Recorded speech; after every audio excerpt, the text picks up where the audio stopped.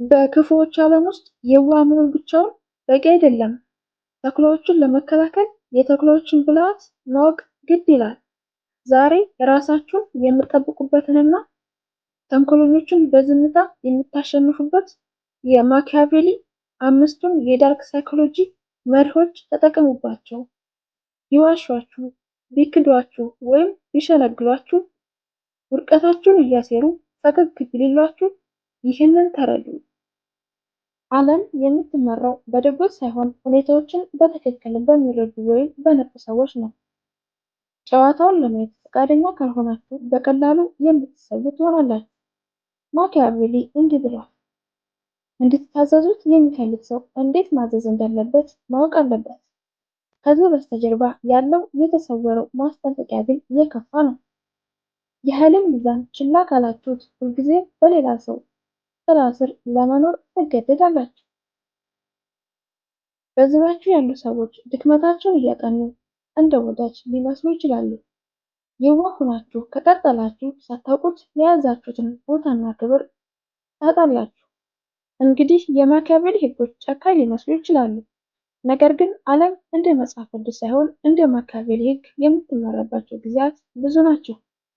እነዚህን 5 ህጎች ማወቅህ ሌሎችን እንድትጎዳ ሳይሆን በተኩላዎች መሃል ስትኖር እንደ በግ እንዳትበላ ይረዱሃል። የመጀመሪያው ህግ ጥንካሬያችሁን ጊዜው ሳይደርስ አትግለጡ። አብዛኛው ሰው ስኬታማ መሆን ሲጀምር ድምፁን አውጥቶ በሆይታ ያከብራል። ግልጽነት አድናቂዎችን ያተርፋል ብለው በማሰብ እቅዶቻቸውንና ሙሉ አቅማቸውን ያሳያሉ። ነገር ግን በግልጽ መታየት የጥቃት ኢላማ ይዳርጋል። ሰዎች ምን ያህል ኃያል እየሆናችሁ እንደመጣችሁ በትክክል ሲያዩ አንዳንዶች ያደንቋቸዋል፣ ሌሎች ግን እናንተን የሚያስቆሙበትን መንገድ ያሴራሉ። ጉዟችሁ በቀላሉ የሚገመት ሲሆን እናንተን ለማስቆምም ቀላል ይሆናል። ለዚህም ነው ውጤታማ ስትራቴጂስቶች በጸጥታ የሚንቀሳቀሱ። ማኪያቬሊ ስለ ቀበሮና ስለ አንበሳ ገልጿል። አንበሳ ተኩላዎችን ያስፈራራል፣ ነገር ግን ቀበሮ ወጥመዶችን አውቆ ያመልጣል። ጥንካሬ ብቻውን በቂ አይደለም፣ ብልህነት ብቻውን በቂ አይደለም። ሁለተኛው ህግ ሰዎች የሚያዩትን ተቆጣጠሩ እንጂ የሚሰማችሁን አትግለጡ። አብዛኛው ሰው በህይወቱ ስሜቱን እንደተከፈተ መጽሐፍ ያሳያል።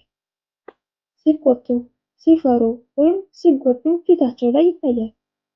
እውነተኝነት በሞራል ደረጃ ትክክል ቢመስልም ለአታላዮች ግን ድክመታችሁን የሚያገኙበት ካርታ ይመስላቸዋል። ማኪያቬሊ እንዲህ ሲል ጽፏል፣ አንድ መሪ ታማኝ፣ መሐሪ፣ ሰብአዊ፣ ቅንና ሃይማኖተኛ መስሎ መታየት አለበት። ነገር ግን አስፈላጊ በሚሆንበት ጊዜ በተቃራኒው እንዴት መንቀሳቀስ እንዳለበት ማወቅ አለበት። ይህ ማለት ሐሰተኛ ሁን ማለት አይደለም፣ ይልቁንም ይበልጥ ስልታዊ የሆነ ነገር ነው። ሰዎች ስለእናንተ ያላቸውን አመለካከት መቆጣጠር አለባቸው። አንድ ሰው ስሜታቸውን እንዴት መቀስቀስ እንዳለበት ካወቀ ድርጊታቸውን በሙሉ ይቆጣጠረዋል። ምን እንደሚያማችሁ ወይም ምን እንደሚያበሳጫችሁ ካወቀ የትና እንዴት መምታት እንዳለበት ያውቃል ማለት ነው። ነገር ግን እናንተ ሊነበብ የማይችል ስብዕና ስትይዙ ጨዋታው ይቀየራል። አታላዮች እንደ ሳይንቲስት ያጠኗችኋል። የሰጧችሁ አስተያየት አበሳጫችሁ፣ ይደግሙታል። የሰጡት ትችት ራሳችሁ ያለ ልክ እንድትከላከሉ አደረጓችሁ፣ ይበልጥ ይጫናችኋል። ነገር ግን ምላሾቻችሁ የተረጋጉና የሚመጥኑ ሲሆኑ አቅጣጫቸውን ያጣሉ። ሊገምቷቸው አይችሉም። ስንቶቻቸው መስራት ያቆማሉ። በዚህ ጊዜ ቀደም ሲል በሌሎች ላይ ይፈጥሩት የነበረው ጭንቀት ወደ እነርሱ መዞር ይጀምራል። ሶስተኛው ህግ ጨዋታውን በየዋህነት አትጋፈጡት። አብዛኛው ሰው እውነተኛ መሆንና ግልጽ መሆን ይጠብቀኛል ብሎ ያስባል። እውነት ብቻዋን ጦርነትን ታሸንፋለች ብለው ያምናሉ። ነገር ግን ማኪያቬሊ ዓለም የምትመራው በመልካም እሳቤዎች ሳይሆን በሰዎች አመለካከት እንደሆነ ይናገራል። ሁሉም ሰው የሚያየው ውጫዊ ገጽታችሁን ነው፣ ትክክለኛ ማንነታችሁን የሚረዱት ግን ጥቂቶች ናቸው ብሏል። ይህም ለምን አታላዮች እንደሚሳካላቸውና ደግ ሰዎች ግን ለምን በውጣ ውረድ ውስጥ እንደሚኳተኑ ያስረዳል። አታላዮች አብዛኛው ሰው ችላ የሚለውን አንድ እውነታ ይረዳሉ። የህይወት የጦር ሜዳ ስነ ልቦናዊ መሆኑን። አንድ ሰው በውሸት ወይም በክህደት ሲያጠቃችሁ፣ እናንተ ግን በንጹህና በእውነተኝነት ብቻ ስትመላለሱ በከባድ ማዕበል ውስጥ ሻማ እንደመያዝ ይቆጠራል። ለምሳሌ አንድ የሥራ ባልደረባችሁ ፈገግ እያለና እጃችሁን የጨበጠ ወሬ ሲያናፍስባችሁ አስቡት። እናንተ እውነቱን በማስረዳት ብቻ ብትመላለሱ እውነት ብቻዋን ታድነኛለች ብላችሁ ታስባላችሁ። ነገር ግን አታላዩ ሰው ሰዎች ከእውነታው ይልቅ ለስሜት ፈጥነው እንደሚገዙ ያውቃል። ጥርጣሬ ከእውነት በበለጠ በፍጥነት ይሰራጫል። እናንተ ራሳችሁን አስረድታችሁ እስክትጨርሱ የሰዎች አመለካከት ቀድሞ ተቀርጾ ሊሆን ይችላል። ማኪያቬሊ ጨካኝ የሆኑ የፖለቲካ ጨዋታዎችን አሸንፈው የቆዩ ገዢዎችን፣ ጀነራሎችን አጥንቷል። በደግነት ላይ ብቻ የሚመኩ ሰዎች ስልጣናቸውን ጠብቀው የሚቆዩት በጣም አልፎ አልፎ መሆኑን ተረድቷል። ይህም የሆነው ደግነት ደካማ ስለሆነ ሳይሆን ያለ ንቃት ደግነት አይነ ስውር ስለሆነ ነው። አንድ ሰው በእናንተ ላይ ቆሻሻ ጨዋታ ሲጫወትባችሁ የመጀመሪያ እርምጃችሁ ቁጣ ሳይሆን ንቀት መሆን አለበት። ስልቶቻችሁን ለይታችሁ እወቁ።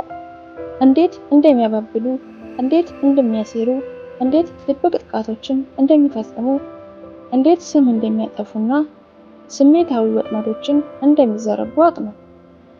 የተንኮል ሂደቱን ስትረዱ በስሜት መነዳት አቁማችሁ በስልት መመላለስ ትጀምራላችሁ። ይህ ለውጥ ብቻውን አታላዮችን እረፍት ይነሳቸዋል። ምክንያቱም የእነርሱ ትልቁ መሳሪያ የእናንተ የዋህነት ነበር። ማኪያቬሊ ሲያስጠነቅቅ የአንድን መሪ ብልህነት ለመመዘን የመጀመሪያው መንገድ በዙሪያው ያሉትን ሰዎች ማየት ነው ብሏል። አራተኛው ሕግ ሆን ተብሎ ለደረሰ ጥቃት በለሰለሰ መንገድ አትመልሱ። በመረዳት እጥረትና ሆን ተብሎ በሚደረግ ንቀት መካከል ትልቅ ልዩነት አለ። በስህተትና በስልት መካከል እንዳለው ልዩነት።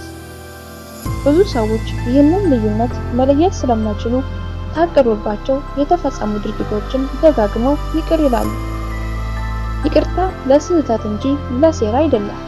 ማኪያቬሊ እንደሚያስተምረው በስብሰባዎች ላይ አንድ ሰው የእናንተን ብቃት ጥያቄ ውስጥ በመክተት ወይም ስውር ቀልዶችን በመጠቀም ዝቅ ሲያደርጓችሁ አስቡ።